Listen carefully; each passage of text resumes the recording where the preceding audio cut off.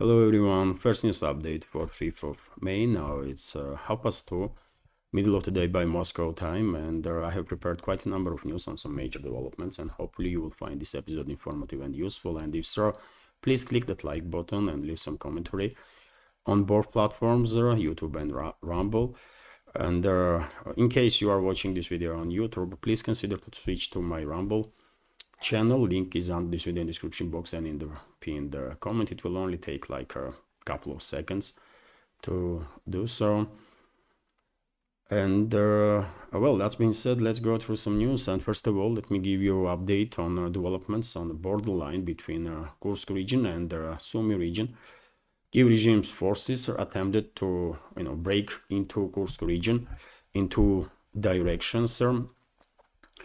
Reports are coming in all day about this attempt, and one direction is Novi Put area, and according to Russian sources, after Kiev regime's this attacking units lost a number of military equipment and manpower, they retreated, and same happened in direction of Tyotkina settlement. A number of Kiev regime's armed groups were attempting to break into this settlement. Kiev regime's propaganda is claiming that they actually managed to establish their foothold in Tyotkina settlement. Russian sources are reporting that this is not the case, and after heavy losses, Kiev regime's units were forced to retreat.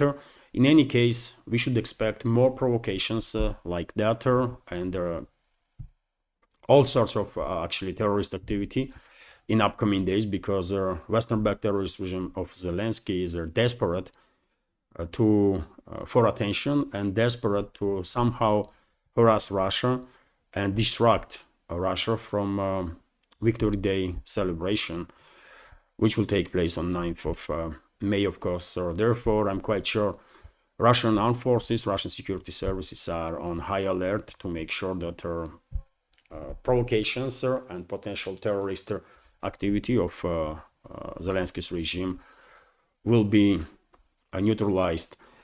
That's been said, let's go through some other news. And when it comes to terrorist activity of Kiev regime, we have this report that overnight air defense systems on duty intercepted 123 drones that were launched by Kiev regime with the assistance of NATO member states to strike deep into Russian territory. And unfortunately, as a result of this terrorist activity of Kiev regime, there are casualties in Podolsk region, and Kiev regime was trying actually to attack Moscow too, and over the Podolsk, 4 drones were intercepted, and as a result of falling, these drones failed in some places into residential areas, and a number of buildings were destroyed, damaged basically, and there are a number of cars. No casualties in the Podolsk region according to latest reports, but unfortunately in the Kursk region, 3 civilians were killed.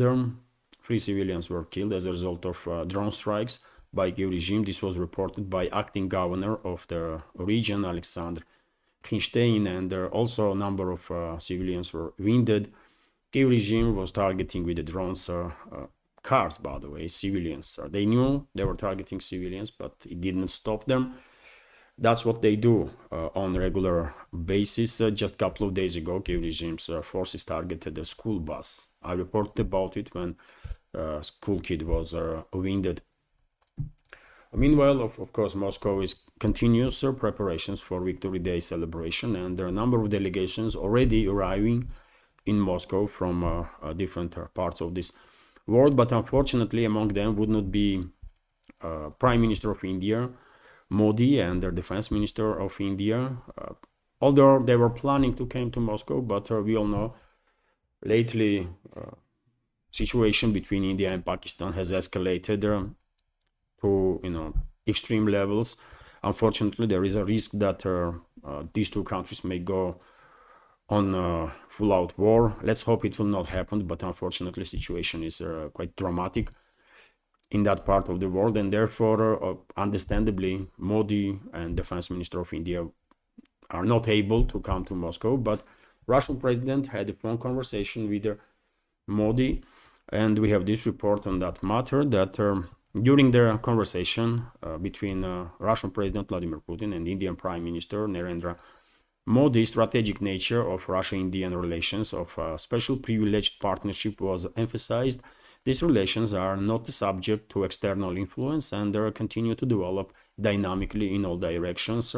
This is a short statement of press service of the Kremlin about this phone conversation. Cooperation between Russia and India is on highest level ever and will continue to be so because both countries consider each other as a strategic partner and friendly nations, which is great, of course. RT is meanwhile reporting that despite all the rumors that President of Serbia, due to illness, might not visit Moscow, in reality, he will come because Serbian Deputy Prime Minister did made a statement about it. So I guess we have answer now on these rumors about Vučić and also Prime Minister of Slovakia, Roberto Fico. Both leaders will visit Moscow despite the pressure from the Brussels and direct threats, by the way. Right? Brussels bureaucrats were issuing direct threats towards both countries. Serbia is not even a member of EU, but you know those bureaucrats in Brussels. They are clearly out of touch with reality, and if something goes not the way they want to, they are not shying away to resort to threats, and both countries are under heavy pressure, by the way, which is also true, from globalists and globalist puppet regimes all over Europe, and Brussels included. Meanwhile, as I already said, a number of delegations are arriving already in Moscow to participate in Victory Day celebration. And for example, Cuban President Miguel Diaz-Canel Bermudez has arrived in Russia to celebrate 80th anniversary of the victory in the Great Patriotic War. The press service of the St. Petersburg governor's administration reported. So he arrived in St. Petersburg, by the way, and probably he will stay there for a day or two and then come to Moscow to participate in Victory Day celebrations on 9th of May. And also, according to reports, delegation from Mongolia, leadership of Mongolia, is also arrived in Russia, a number of other delegations. And when it comes to Mongolia, by the way, one should keep in mind that this country was one of the first who provide assistance to Soviet Union during the Great Patriotic War, and the relationships between Moscow and Ulaanbaatar always historically was on a very high level, and still still there relationships between two countries are on a good friendly level. TASS news agency is also reporting that it is confirmed that Chinese leader will visit Moscow from 7th to 10th of May. And during this visit, a number of documents, number of agreements will be signed between the leaders of two countries, between Russia and China. And what is also interesting, as you can notice, by the way, Chinese leader will stay in Russia for 4 days, which is, I believe, quite unusual. I don't remember any other occasion when Chinese leaders stay in one country during the visit for so long. Which is interesting. I mean, maybe I'm wrong, by the way. Correct me if my knowledge is mistaken on that. But I really don't remember any other occasion when Xi Jinping stayed in another country for 4 days. It demonstrates highest level of cooperation between the two countries, and both Russia and China considering relationships as a strategic, which is also important, of course. And when it comes to preparations for Victory Day celebration, dear friends, several minutes ago I did publish on my on my Telegram and Twitter X page a short episode from video of rehearsal of Victory Parade that I published on my Patreon and Boosty pages. And because many members of our community was asking me to make such a video, and because Patreon is a closed platform, videos there are accessible only for subscribers, paid subscribers. I will show you this short clip here. So we came close to this missile launcher. I think this is Oreshnik. if I'm correct, then of course demonstration of Radechnik have to become big surprise. So this is, yes, definitely BMP free infantry fighting vehicles there. This is ICBM, by the way, for sure. I don't know, is it a YARS or something like that, but this is clearly intercontinental ballistic missile, and I'm quite sure it is significantly better than BTR-82s or any BTR vehicle. And this is Boomerang, I'm quite sure about it. And there are some more vehicles. On that side, we are getting closer and closer to a red square, because legendary E3485s, by the way. From here, rehearsal starts. These vehicles will move first.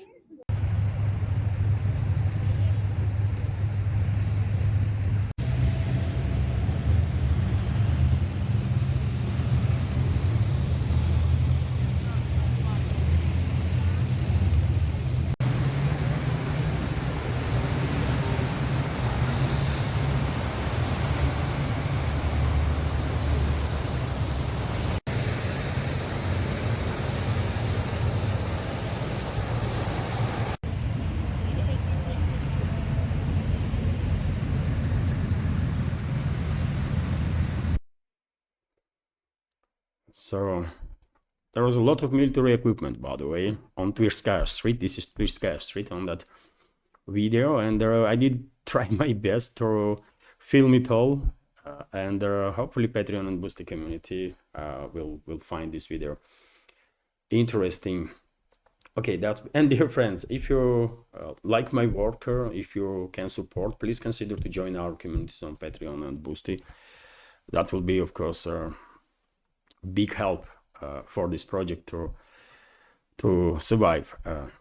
Let's continue with some other news now. And RT is reporting that Trump claims Putin will not talk to EU leaders. US President Donald Trump has claimed that EU leaders are imploring him to engage diplomatically with the Russian President Vladimir Putin, as the Kremlin allegedly refuses to respond to their calls.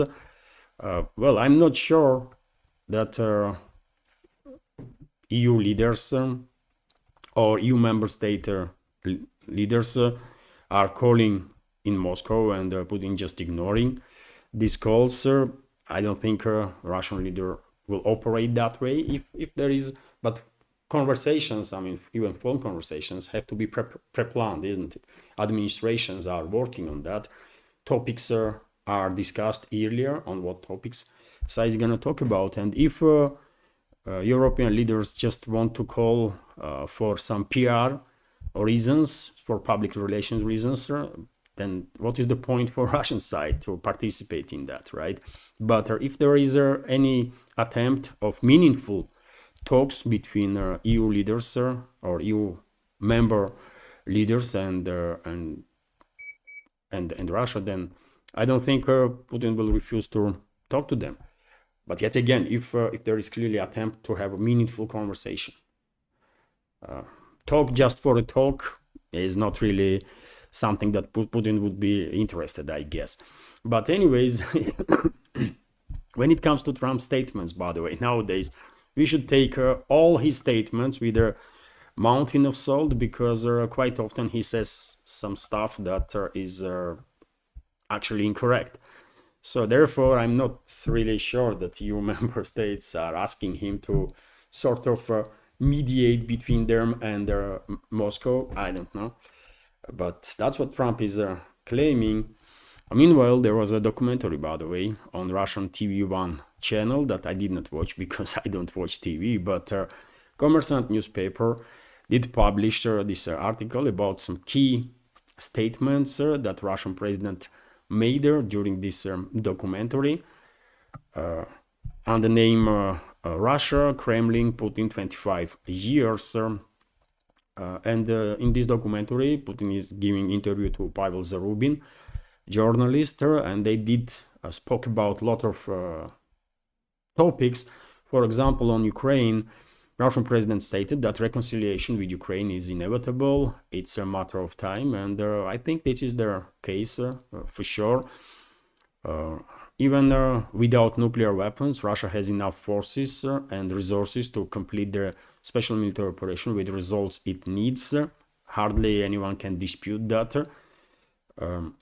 Russia could not begin to make drastic decisions on Ukraine without first working in the security and economic spheres, which is, according to Putin, which is also true. And the Russian economy clearly demonstrates its resilience, that it is strong enough to withstand all these tens of thousands of sanctions that the collective West impose. Also, Putin stated that Russia did not prepare specifically for the special military operation and wanted to resolve the Donbass problem by peaceful means. Well, it is true, by the way. That's why Minsk I, Minsk II agreements were signed there, and that's why Moscow was calling from 2014 constantly to Kiev to de-escalate with Donbass, but no one listened, right? Russia was forced to support the Crimeans and the Sevastopol residents in 2014, but starting special military operation was unrealistic then. While the Russian president knows better, many people here in Russia definitely are on the position that special military operation should take place in 2014, but maybe Russia was not ready yet for this, right? We should keep in mind all the nuances that we might not know, including in the security sphere, in economical strengths, and so on. When announcing special military operation, President counted on the support of Russians and their corresponding reaction, but he was aware of the risks. Well, he has all the support that he needs, basically. Last time I see news about trust to Russian president, number was way above 70%. So Putin is still most popular politician, public figure here in Russia. No one is close. I mean, literally no one is even close. And during this interview, by the way, Russian president spoke about many other topics, about the West, about the Minsk agreements, or about Russia itself, on relationships with China, about G7 future, how he sees future developments, about his successor, and more. And I did spoke about this key statements of Putin in little more detail during yesterday's live stream on YouTube. And if you are interested, please check out that video on the platform. I will continue with some other news now, and well, we have results about first round of presidential elections in Romania. So the head of the Alliance for the Unification of Romanians, George Simeon, and the mayor of the Bucharest, Nicosor Dan, are going to the second round of the repeated presidential elections in Romania. Over 99% of votes have been counted at this point, and Simeon received 40.67% of the votes, and the mayor of Bucharest received 20.94% of the votes. I guess Simeon is definitely going to win presidential election if he is not cancelled, by the way, as Georgescu was cancelled during and after previous presidential elections. Simeon is supported by Georgescu, and he is a kind of leading figure of opposition, and he stated that in case of his win, he will appoint Georgescu as a prime minister of country. But yet again, globalists not gonna be happy with these results, or therefore one should expect some distractions in Romania, and maybe this globalist puppet regime in Bucharest will try to overrule these results once again and harass opposition candidate, cancel him, and do all sorts of stuff that they did against Georgescu. This should be expected. But yet again, I mean, patience of people of Romania probably has its limits, and if this puppet regime in Bucharest will go ahead with such decisions, then people might just revolt, you know, because they already are on edge, right? Meanwhile, as I already said, dear friends, relationships or situation between India and Pakistan is deteriorating as time goes by, and we have this report that India suspends water flow through dam on the Pakistan border. There are actually several dams there, and according to reports, India plans to close all of them, and the number of rivers in Pakistan already are drying out, and the Pakistani leadership stated that if India will cut off water supplies, then that would be considered as an act of war. Well, unfortunately, situation is getting worse and worse. So let's hope that sides will somehow manage to de-escalate it. This morning, I read reports that UN is planning to get involved actively in this whole situation, and UN will try to de-escalate. Let's hope they will succeed. Moscow also further mediation, but unfortunately for now, all we hear is escalation under escalation, which is extremely dangerous, obviously, because we are talking about nuclear armed countries. Also, we have this report that Trump pushes for a total dismantlement of the Iran's nuclear program, which is definitely not the way to negotiate if you are engaged in negotiations with good faith, because in no circumstances Iran will agree on destroying its nuclear program, which is a civilian nuclear program. At least that's what we know, isn't it? Officially, Iran is not working on nuclear weapons, and as I said many times before, I don't think Iran needs nuclear weapons, because it will make a region more unstable, and it will make Iran to be under more threats, because every day Iran will have nuclear weapons. So Turkey, Saudi Arabia, UAE, a number of other countries, by the way, Jordan and Egypt, and who knows who else, will try to start working on nuclear programs too. So therefore, I mean, in a region, in the Middle East, in my personal opinion, best way to go forward towards the sustainable peace is to denuclearize Israel, to force Israel to give up its nuclear weapons. That's the way to go forward, right? But that topic is not even in discussion, unfortunately for now. Iran's nuclear program is, and well, US President Donald Trump has stated that he wants Iran to completely scrap its nuclear program, as negotiations between the two countries have been postponed. Yet again, I don't think US entered these talks. 3 rounds of talks have already happened with mediation of Oman, but unfortunately, 4th round was postponed, and rhetoric from US is clearly becoming more and more hostile, which can be seen as an indicator that Trump is actually on board with the Israeli Prime Minister Netanyahu on strikes on Iran, which is going to be historical mistake and a crime against US, by the way, not just against humanity, but particularly against US too, that US president might commit, because in Iran is not gonna just sit back and allow these countries to strike it. Iran will retaliate, and will retaliate hard, right? And US might end up engaged in a war that will actually question survivability of the United States itself, which is already, I mean, experiencing such issues that survivability of US is already in question, right? In medium terms, nothing to be said about long run, right? Unfortunately, US is clearly on the path towards escalation, further escalation with Iran, and this will not end well for anybody, and definitely not for US too.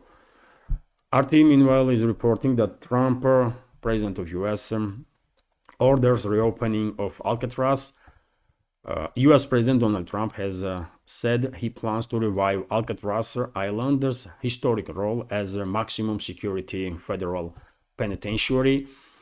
Uh, well, we all are familiar with this name, Alcatraz. It's a prison, isn't it? And we know about it from different books, from different movies, and well, I don't know.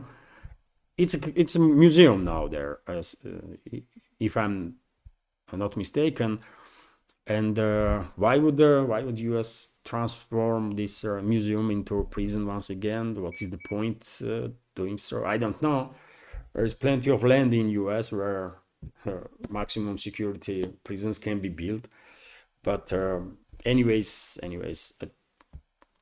Trump is making chaos, isn't it? He's a master of creating chaos just about everywhere, in all directions. And I guess this story comes from that. That's to RIA Novosti is reporting that EU is planning, according to Bloomberg, European Commission has called for a complete ban of imports of Russian gas in plans to be unveiled in Strasbourg on Tuesday. The Commission is set to announce that it will propose next month a ban on imports of Russian gas, both pipeline and LNG, under long-term agreements. This ban would come into force by the end of 2027, and so I don't know, European businesses probably, have just these 2 years to basically relocate their manufacturing capacities somewhere else, because European economy is finished, by the way. European economy is just finished. They're not gonna survive.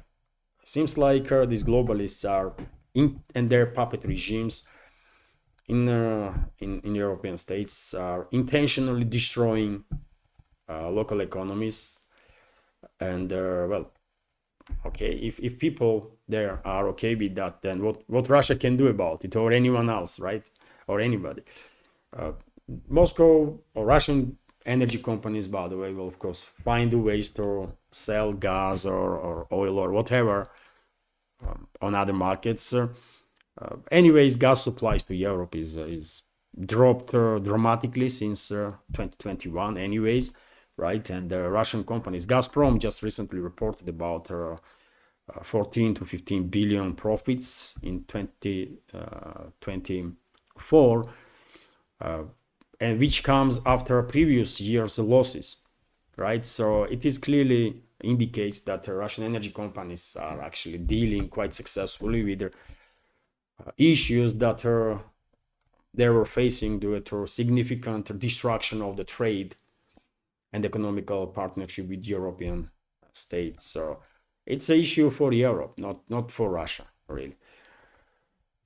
And I will end this update, dear friends, on this news that Trump intends to reduce customs duties for China. US President Donald Trump said that at some point he will reduce import duties on China, since without this step, Washington and Beijing will not be able to do business with each other. And the question is, why you impose these tariffs in the first place? At least on such a level that now you have to backtrack and basically embarrass yourself and cut very same duties that you just imposed months ago. As I said, Trump is creating chaos around him and in all fields that he is touching. I don't know this is the right policy to go, but yet again, who am I to judge, isn't it? But it is becoming more and more difficult to understand what the hell is going on in Washington, by the way, that's for sure. And I will end this update on that. Hopefully you will find this episode informative and useful. And if so, please click that like button and leave some commentary if you have not already. That might help to deal with the algorithms. And if you like my work, if you like these channels of mine, please consider to support. You can do it through several means, through donation, with donation through PayPal or Boosty platforms, or by subscribing to my Patreon page or page on Boosty, where I have quite a lot of extra content on a quite regular basis. And you can also support with the cryptocurrencies. All links and addresses are on this video description box and in the pinned comment. And before I go, dear friends, let me remind you that this evening at 7 o'clock Moscow time, I will have a live stream on Rumble. As I announced last week, from Monday to Friday, I have live streams, evening news from Moscow programs on Rumble at 7 o'clock Moscow time. And if you manage, it will be great if you will, join that live stream. I will let you know about beginning of the stream some 30 minutes before it will start. I will publish post about it on a community page on YouTube and also on my Telegram and Twitter X page. So yes, this is it for now. Have a wonderful day and take care.